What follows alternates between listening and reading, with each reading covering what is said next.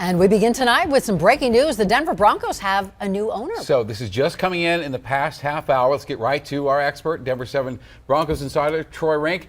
Troy, this played out exactly as you said it would. The group led by Rob Walton will own the Broncos. Yes, and it came together quickly. After years of uncertainty, Shannon, if not acrimony, the Broncos have a new owner for the first time since 1984. The Broncos Trust has entered into an agreement to sell to the Walton Penner Group, spearheaded by Rob Walton of Walmart money. Walton emerged as the frontrunner several weeks ago when it became obvious he was serious about owning an NFL team. His group won the second round of bidding on Monday afternoon with a price tag, according to a Denver source, north of $4.6 billion with a B. Walton becomes easily the richest owner in NFL history. He said tonight in a statement he and his family are inspired by the opportunity to steward this great organization. They have more details to follow in the weeks to come. But it's important to note that Melody Hobson, a prominent black businesswoman with an investment firm who's married to filmmaker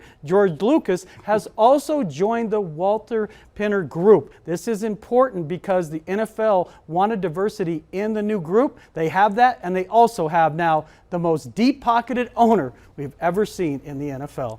Big news. All right, Troy, thank you. Nice work. We'll see you a little bit later in the newscast. Thanks, Troy. Thanks, Troy.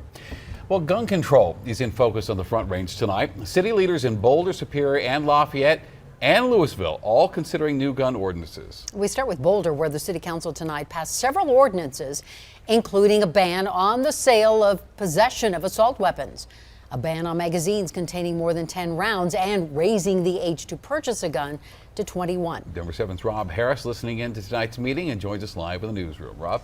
Yeah, so every single Boulder City Council member voted tonight to adopt these new gun control measures.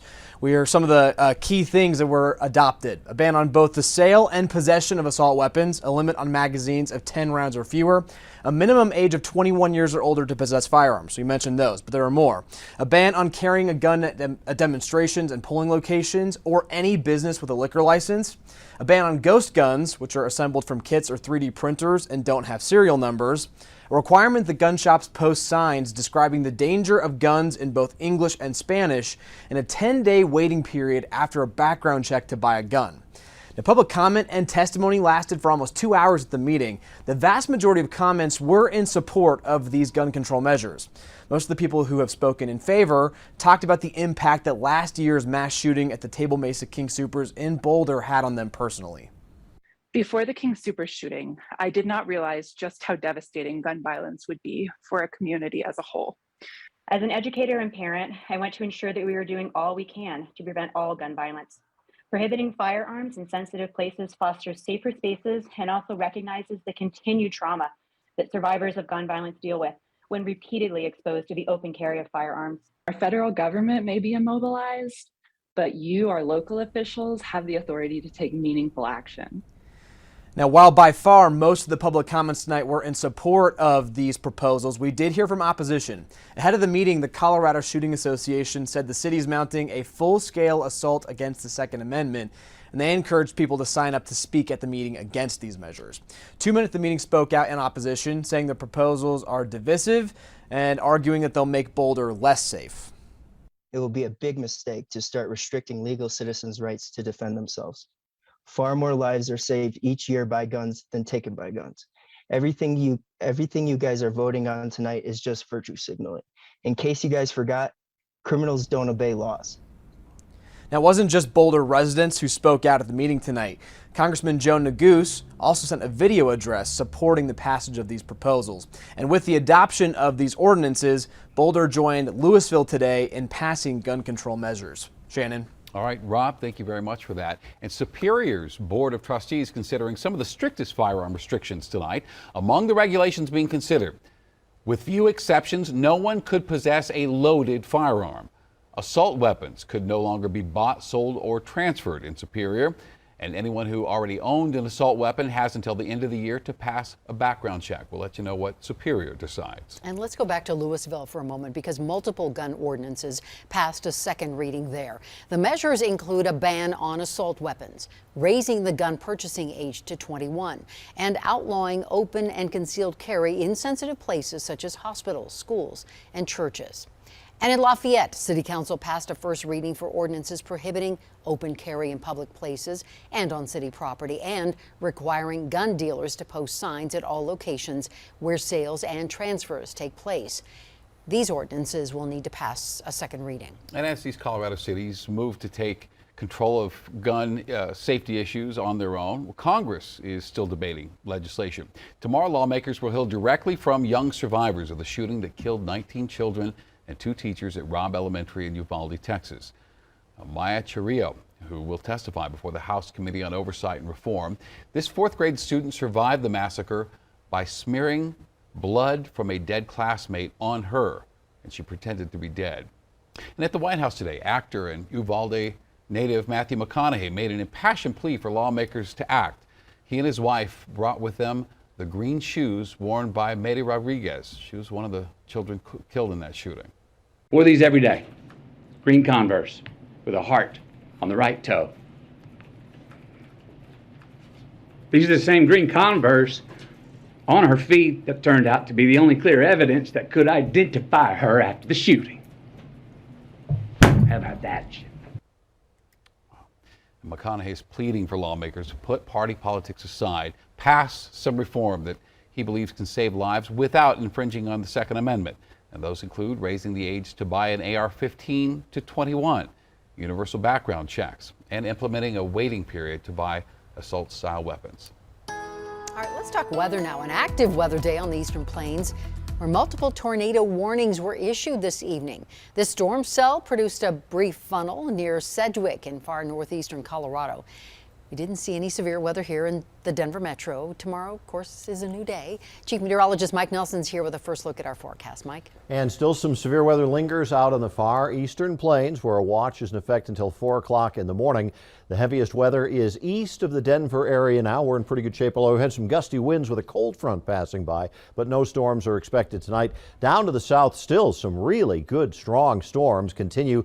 This is where La Junta is. That's where the storms are, and this is a live shot from our Viero camera in La Junta. Look at the lightning, continuous lightning going on right now from those cells over southeast Colorado.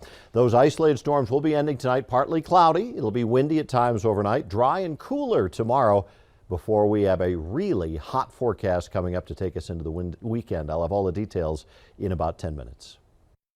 Held out for McCarr, shot stop, rebound, looks it and scores! The Colorado Avalanche are headed to the Stanley Cup Final.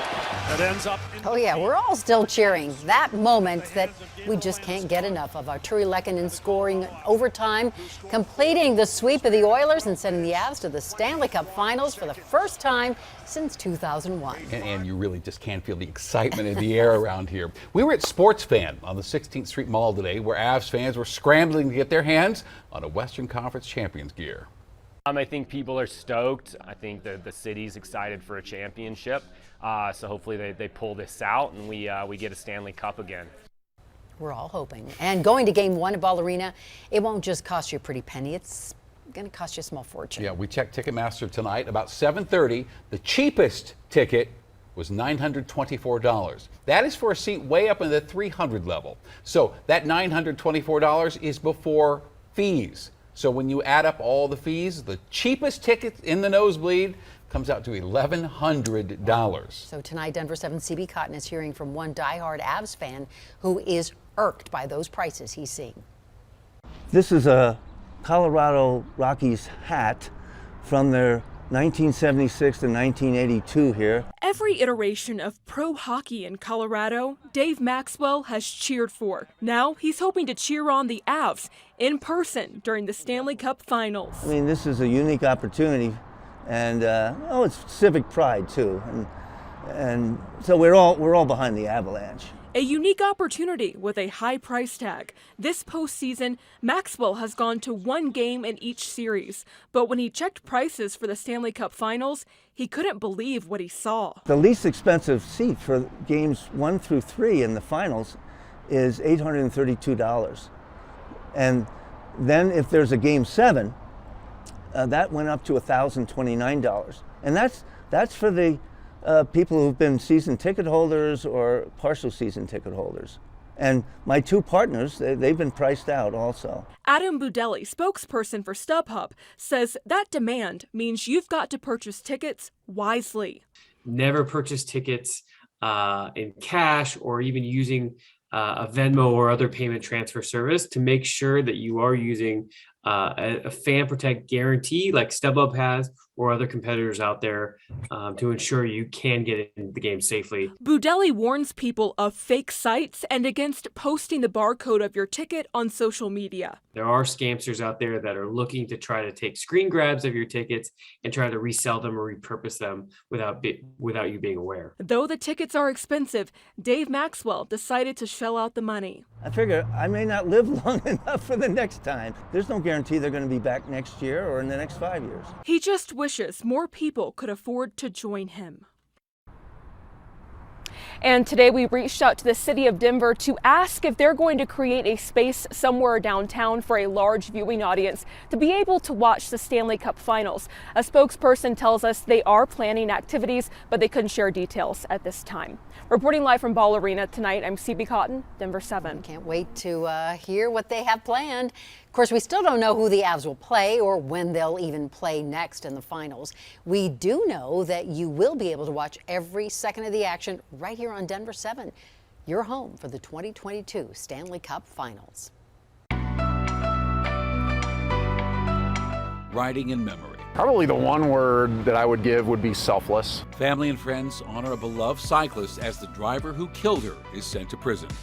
Racing for hope. There's so much that I'm learning and embracing, and I just can't wait to share it with everybody. Coloradans ready to tie up their sneakers and raise awareness for ovarian cancer.